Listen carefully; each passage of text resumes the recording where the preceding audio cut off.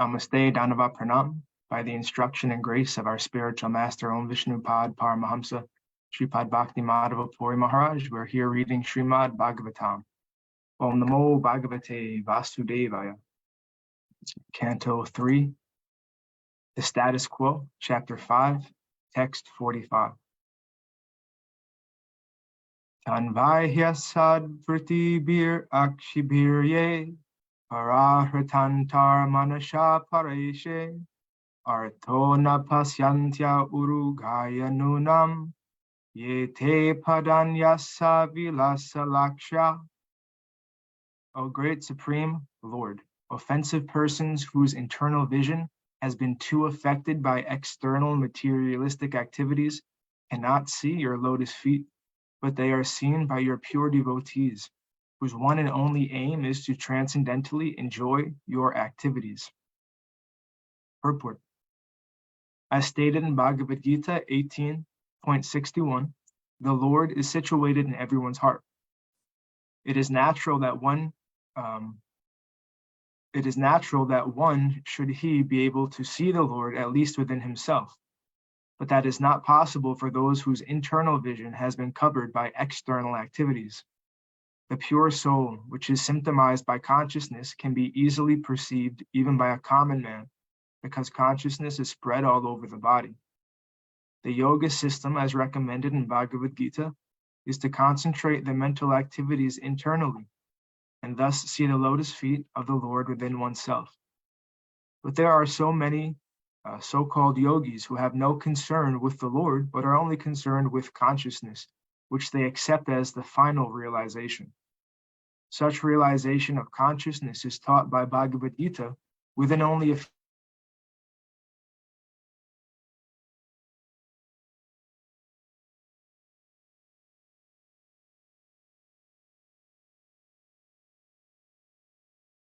from the individual souls, or to accept the Lord and the individual soul as one and the same.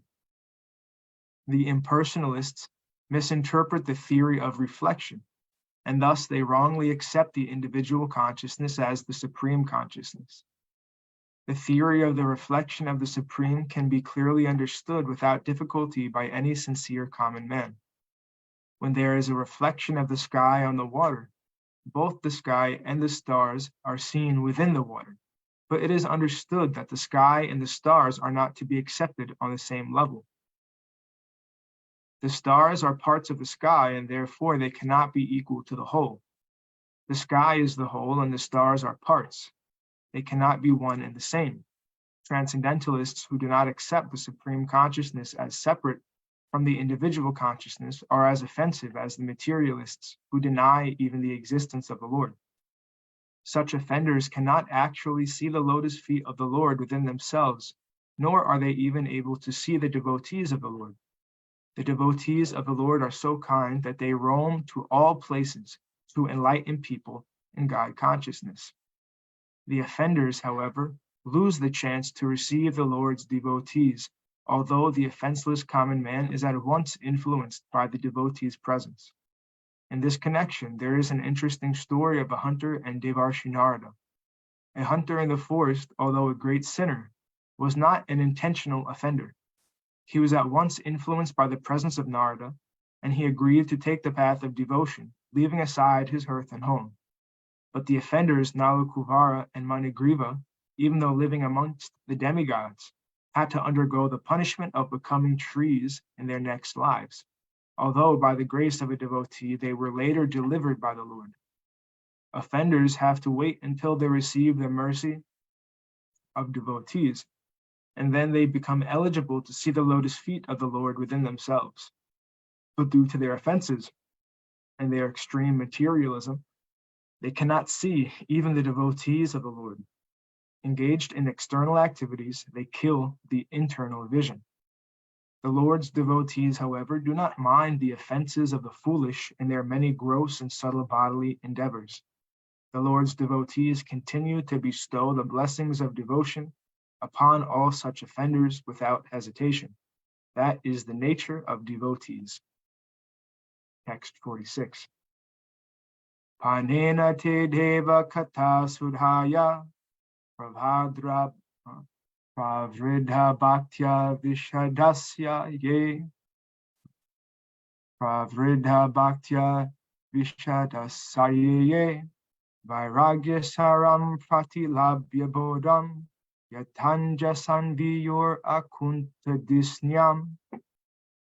O Lord, persons who, because of their serious attitude, attain the stage of enlightened devotional service, achieve the complete meaning of renunciation and knowledge, and attain the Vaikuntha Loka and spiritual sky simply by drinking the nectar of your topics.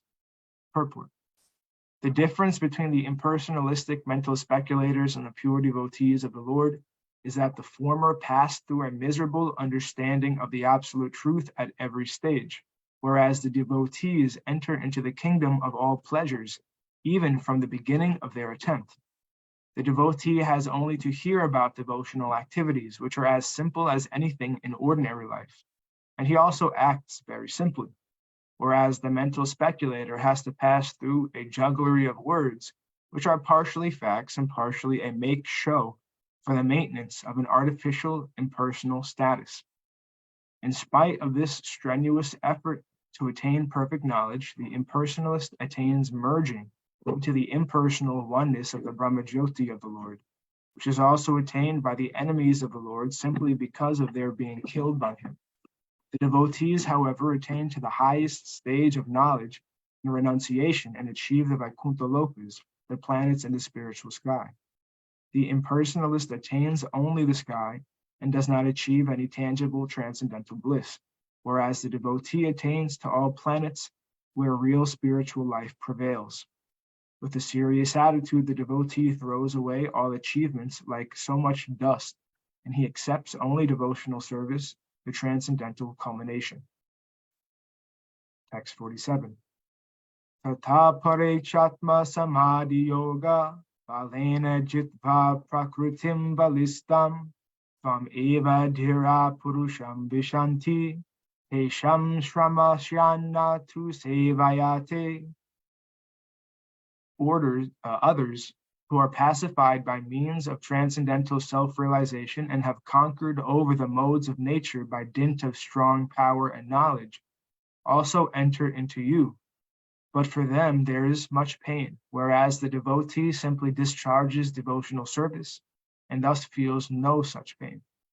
Purport. In terms of labor of love and its returns, the bhaktas or devotees of the Lord always have priority over persons who are addicted to the association of the jnanis or impersonalists and yogis or mystics. The word apare, others, is very significant in this connection. Others refers to the jnanis and the yogis, whose only hope is to merge into the existence of the impersonal Brahmajyoti. Although their destination is not so important in comparison to the destination of the devotees, the labor of the non-devotees is far greater than that of the bhaktas. One may suggest that there is sufficient labor for the devotees also in the matter of discharging devotional service, but that labor is compensated by the enhancement of transcendental pleasure. The devotees derive more transcendental pleasure while engaged continuously in the service of the Lord than when they have no such engagement. In the family combination of a man and a woman, there is much labor and responsibility for both of them. Yet when they are single, they feel more trouble for want of their united activities. The union of the impersonalists and the union of the devotees are not on par. The impersonalists try to fully stop their individuality by attaining Sayuja Mukti, or unification by merging into oneness, whereas the devotees keep their individuality to exchange feelings in relationship with the Supreme Individual Lord. Such reciprocation of feelings takes place on the transcendental Vaikuntha planets, and therefore the liberation sought by impersonalists is already achieved in devotional service. The devotees attain mukti automatically, while continuing the transcendental pleasure of maintaining individuality. As explained in the previous verse, the destination of the devotees is Vaikuntha, or Akunta Dishnya, the place where anxieties are completely eradicated. One should not mistake the destination of the devotees and that of the impersonalists to be one and the same. The destinations are distinctly different, and the transcendental pleasure derived by the devotee is also distinct from the chinmatra or spiritual feelings alone. Text 48. Tate vayam loka sishrikshayadya Vayanushrutas tribir atma bhisma sarve viyuktasva vihara tantram nasak saknumastat pratihartavete. O original person, we are therefore but yours only. Although we are your creatures, we are born one after another under the influence of the three modes of nature, and for this reason we are separated in action. Therefore, after the creation, we could not act concertedly for your transcendental pleasure.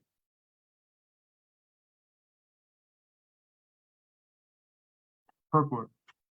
The cosmic creation is working under the influence of the three modes of the external potency of the Lord.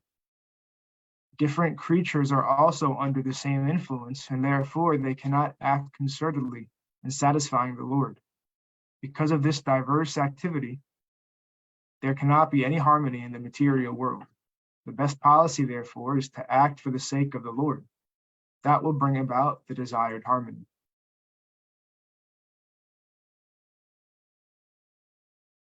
Text 49. Yavad balam teja haramakale yatavayam chanam adhama yatra yato bayesham ta ime hiloka balim haranto nam adhantyanudha. O unborn one, please enlighten us regarding the ways and means by which we can offer you all enjoyable grains and commodities, so that both we and all other living entities in this world can maintain ourselves without disturbance and can easily accumulate the necessities of life both for you and for ourselves. Purport. Developed consciousness begins from the human form of life and further increases in the forms of the demigods living in higher planets. The earth is situated almost in the middle of the universe, and the human form of life is the intermediate stage between the life of the demigods and that of the demons. The planetary systems above the earth are especially meant for the higher intellectuals, called demigods. They are called demigods because although their standard of life is far more advanced in culture, enjoyment, luxury, beauty, education, and duration of life, they are always fully God-conscious. Such demigods are always ready to render service to the Supreme Lord, because they are perfectly aware of the fact that every living entity is constitutionally an eternal subordinate servitor of the Lord. They also know that it is the Lord only who can maintain all living entities with all necessities of life. The Vedic hymns, Eko bahunam yo vidhatahati kaman, Eko bahunam yo vidhatati kaman, Ta'enam abruvan ayatanamna. Prajani yasmin pratista anam adame, etc., confirm this truth.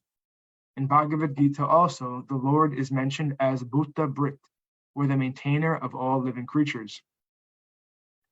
The modern theory that starvation is due to an increase in population is not accepted by the demigods or the devotees of the Lord. The devotees or demigods are fully aware that the Lord can maintain any number of living entities, provided they are conscious of how to eat. If they want to eat like ordinary animals who have no God consciousness, then they must live in starvation, poverty, and want, like the jungle animals in the forest. The jungle animals are also maintained by the Lord with their respective foodstuffs, but they are not advanced in God consciousness. Similarly, human beings are provided with food grains, vegetables, fruits, and milk by the grace of the Lord, but it is the duty of human beings to acknowledge the mercy of the Lord.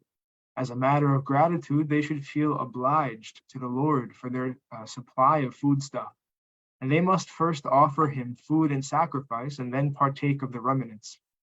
In Bhagavad Gita 3.13, it is confirmed that one who takes foodstuff after a performance of sacrifice eats real food for proper maintenance of the body and soul. But one who cooks for himself and does not perform any sacrifice eats only lumps of sin in the shape of foodstuffs. Such sinful eating can never make one happy or free from scarcity. Famine is not due to an increase in population, as less intelligent economists think. When human society is grateful to the Lord for all his gifts for the maintenance of the living entities, then there is certainly no scarcity or want in society. But when men are unaware of the intrinsic value of such gifts from the Lord, surely they are in want. A person who has no God consciousness may live in opulence for the time being due to his past virtuous acts. But if one forgets his relationship with the Lord, certainly he must await the stage of starvation by the law of the powerful material nature. One cannot escape the vigilance of the powerful material nature unless he leads a God-conscious or devotional life. Text 50.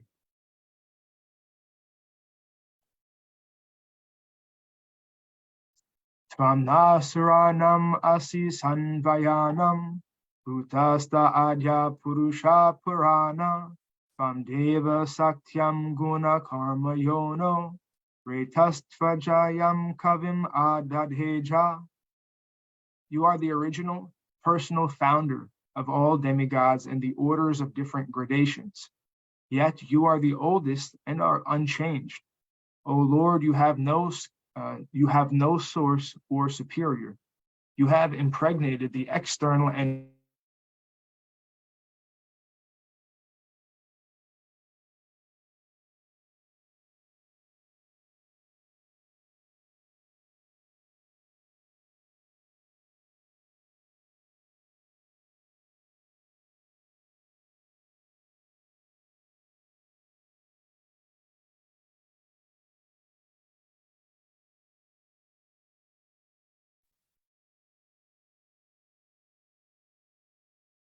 the Lord, the original person, is the father of all other living entities, beginning from Brahma, the personality from whom all other living entities in different gradations of species are generated.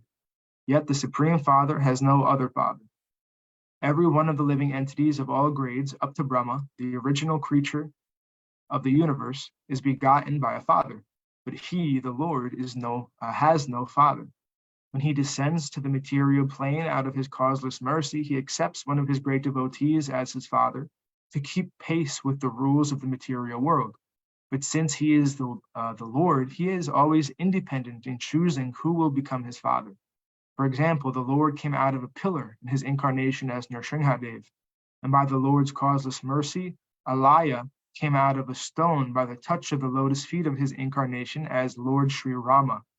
He is also the companion of every living entity as the Supersoul, but he is unchanged. The living entity changes his body in the material world, but even when the Lord is in the material world, he is ever unchanged. That is his prerogative. As confirmed in Bhagavad Gita 14.3, the Lord impregnates the external or material energy, and thus the total living entities later come out in different gradations, beginning from Brahma, the first demigod, down to the insignificant ant. All gradations of living entities are manifested by Brahma and the external energy, but the Lord is the original father of everyone. The relationship of every living being with the Supreme Lord is certainly one of son and father and not one of equality. Sometimes in love, the son is more than the father, but the relationship of father and son is one of the superior and subordinate. Every living entity, however great he may be, even up to the demigods like Brahma and Indra, is an eternally subordinate servitor of the Supreme Father. The Mahatattva principle is the generating source of all the modes of material nature, and the living entities take birth in the material world in bodies supplied by the mother, material nature, in terms of their previous work.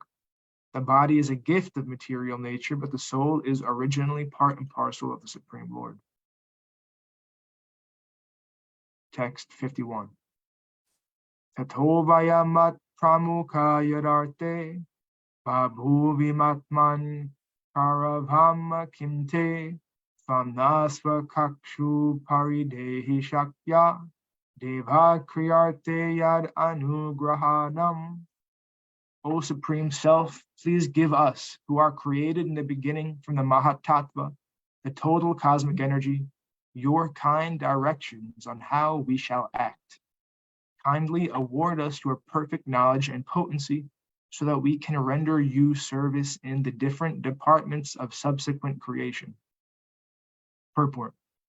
The Lord creates this material world and impregnates the material energy with the living entities who will act in the material world. All these actions have a divine plan behind them. The plan is to give the conditioned souls who so desire it a chance to enjoy sense gratification. But there is another plan behind the creation, to help the living entities realize that they are created for the transcendental sense gratification of the Lord and not for their individual sense gratification. This is the constitutional position of the living entities. The Lord is one without a second, and he expands himself into many for his transcendental pleasure. All the expansions, the Vishnu Tattvas and the Jiva Tattvas and the Shakti Tattvas, the personalities of Godhead, the living entities, and the different potencies, are different offshoots from the same one Supreme Lord. The Jiva Tattvas are separated expansions of the Vishnu Tattvas, and although the Jivas have different potencies, they are all meant for the transcendental sense gratification of the Supreme Lord. Some of the Jivas, however, wanted to lord it over material nature in imitation of the lordship of the personality of Godhead. Regarding when and why such propensities overcome the pure living entities, it can only be explained that the Jiva Tattvas have infinitesimal independence, and that due to misuse of this independence, some of the living entities have become implicated in the conditions of cosmic creation and are therefore called Nitya Badhas, or eternally conditioned souls. The expansions of Vedic wisdom also give the Nitya Badhas, the conditioned living entities, a chance to improve, and those who take advantage of such transcendental knowledge gradually regain their lost consciousness of rendering transcendental loving service to the Lord. The demigods are amongst the conditioned souls who have developed this pure consciousness of service to the Lord, but who at the same time continue to desire to lord it over material nature. Such mixed consciousness puts a conditioned soul in the position of managing the affairs of this creation. The demigods are entrusted leaders of the conditioned souls. As some of the old prisoners in government jails are entrusted with some responsible work of the prison management, so the demigods are improved conditioned souls acting as representatives of the Lord in the material creation. Such demigods are devotees of the Lord in the material world, and when completely free from all material desire to lord it over material energy, they become pure devotees and have no desire but to serve the Lord. Therefore, any living entity who desires a position in the material world may desire so in the service of the Lord, and may seek power and intelligence from the Lord, as exemplified by the demigods in this particular verse. One cannot do anything unless he is enlightened and empowered by the Lord. The Lord says in Bhagavad Gita 15.15, Matas Matiragyanam Apohanam Cha. All recollections, knowledge, etc., as well as forgetfulness, are engineered by the Lord, who is sitting within the heart of everyone. The intelligent man seeks the help of the Lord, and the Lord helps the sincere devotees engaged in his multifarious services. The demigods are entrusted by the Lord to create different species of living entities according to their past deeds. They are herein asking the favor of the Lord for intelligence and power to carry out their task. Similarly, any conditioned soul may also engage in the service of the Lord under the guidance of an expert spiritual master, and thus gradually become freed from the entanglement of material existence. The spiritual master is the manifested representative of the Lord, and anyone who puts himself under the guidance of a spiritual master and acts accordingly is said to be acting in terms of Buddhi Yoga, as explained in Bhagavad Gita 2.41. Vyavasthayatmika buddhir eka kuru nandana. Bahu shaka hyanantascha buddhayo vyavasahinam. Thus end the Bhaktivedanta purport of the third canto, 5th chapter of the Srimad Bhagavatam, entitled Vidura's Talks with Maitreya. We will end our reading here for today and continue from chapter 6 on Wednesday. Jai Vishnupad Paramahamsa Shripad Bhakti Madhava Puri Maharaj Ki Jai. Jai Srila Prabhupada, Srila Guru Maharaj, Srila Gurudev, Srila Acharya Dev, Srila Shanta Maharaj Ki Jai. Jai Rupa Nuga Guru Varga Ki Jai. Our glories to the assembled devotees, our glories to the worldwide devotees, Sama Bhakti Veda Vrinda ki jai. Jai. Navadvip Dham ki jai, Nrsimhapuri Dham ki jai, Mayapur Dham ki jai, Jagannath Puri Dham ki jai, Baladev Subhadra Jagannath Ju ki jai, Gangamayi Yamunamayi ki jai, Vrindavan Dham ki jai, Giri Govardhan, Gupta Govardhan Dham ki jai, Sham Kund Radhakund ki jai, Tulsi Devi, Bhakti Devi, Vrinda Devi ki jai, Jai Srimad Bhagavatam ki jai, Jai Harinam Sankirtan Yagya ki jai, Scientific Sankirtan Yagya ki jai. Tagore Premanandi Hari Hari Hari Bol Jai Shrimati Hari Hari Jai Bol. Jai Shri Papa Jago Papa Guru ki Jai Hari Bol. Before we close, Hare Krishna. Jai. Any comments from the devotees before we stop? Any comments? No.